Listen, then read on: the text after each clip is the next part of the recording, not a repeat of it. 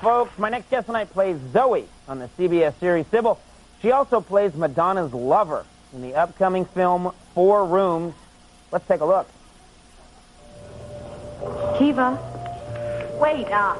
God, I had to get some supplies for this boring-ass night. What did I tell you about smoking?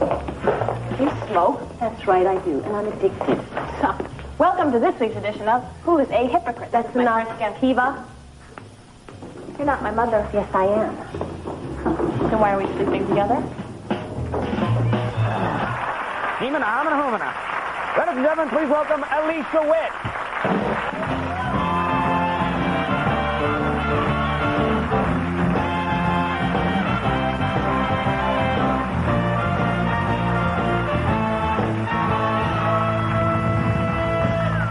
Let us talk about this clip for just a second. Thank you very much for coming. Oh, sure. But you have a controversial love scene with Madonna in this movie, a lesbian love scene. No, I don't. Yes, you do.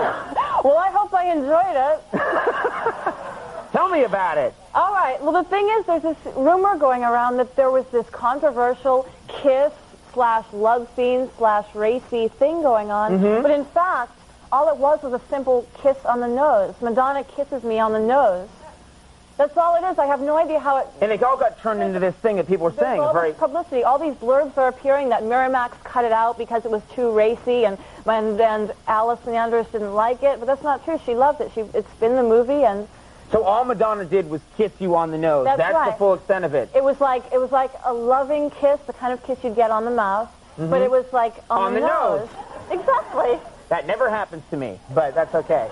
It was nice. Really? It should happen to everyone. That's a sweet message for the 90s. Thank you. I appreciate that. All right, let's talk about...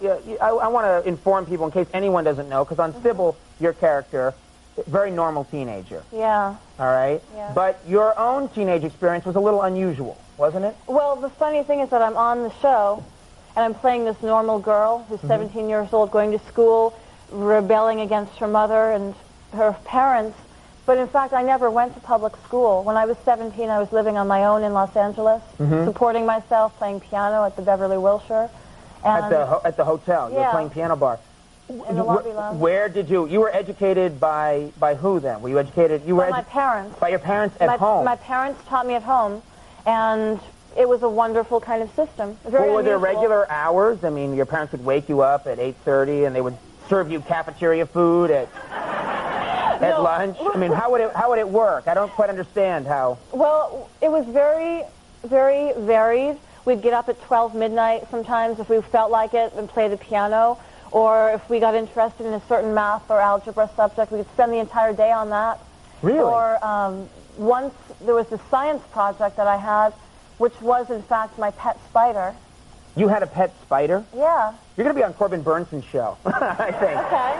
But, so you had a pet... I had a pet spider. When I was 8 or 7 years old, I wished for Christmas for an egg sack from Santa Claus, because I fell in love with the story Charlotte's Web. And you asked Santa for an egg sack. And I got it. That's the weird thing. It was there. I had 3 egg sacks on Christmas morning. This little spider laid her eggs in my bedroom and lived there for an entire year. My father would collect moths and flies and feed it to her on tweezers. She mated with 2 males that came to the nest. She laid 8 egg sacs. They all hatched. We never killed a single one of them. Our house was full of spiders for years to come. Her name was Talinbia. I was trying to absorb as much of this as I could. And then you get to the fact that the spider's named what? Talinbia. Talinbia. Talinbia. Tallenbea. Oh, of course, yes. What are you talking about? And this was a science project, so this was the way that your parents would instruct you. Is you'd grow a lot of spiders. Spiders. Okay. Do you feel this is a well-rounded education you have now? Do you feel like you're ready to go out in the world? And Well, it was basically just everything that we felt like learning. We learned all that we had to learn. I have a brother as well who was also educated at home. And I finished when I was 14. It was wonderful because this way we kept the love of learning. Okay. It was great. Now, you were a precocious child, right? You spoke very early. Is that true? Yeah. Well, it's true that I spoke very early. How early is early? 1 month old. But You spoke when you were 1 month old? Yeah. What did you say? my parents my mother, in fact. How do you know it just wasn't gas? I don't know. You know. It could have been. I don't remember. Like, yeah, I think she just said something. A 1 month old, that's incredible. No, the story goes. 1 month? I know. Well, I don't know. And you were driving at 6 months, I'm told. Right.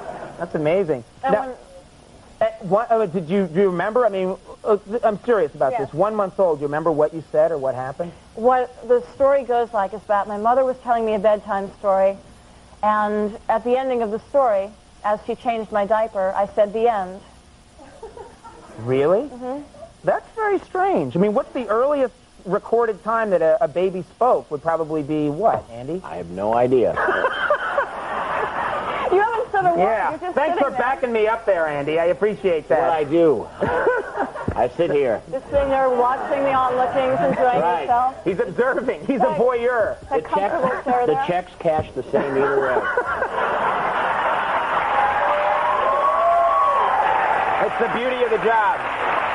Yeah. Well, we're gonna.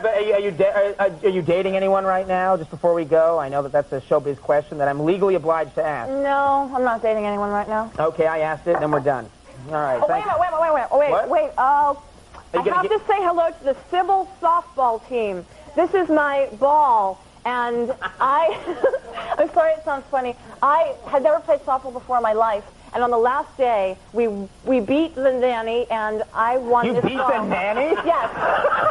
Wow! We play all these different kicked the nanny's ass. We did. We were a terrible team. We did really badly, but we tried our hardest. And I'm the most improved player, so I'd never played softball before in my life. You had never been out of the house. You were living with spiders. What are you talking about? Of course you're the most improved player. You hadn't seen sunlight till you were 20. All right. Well, the show is Sybil, Sundays at 8 on CBS, and the movie 4 Rooms is next month. My dyslexia gets worse with every show. Alicia Witt, thank you very much. Nice to have you here. We'll be right back. Stick around.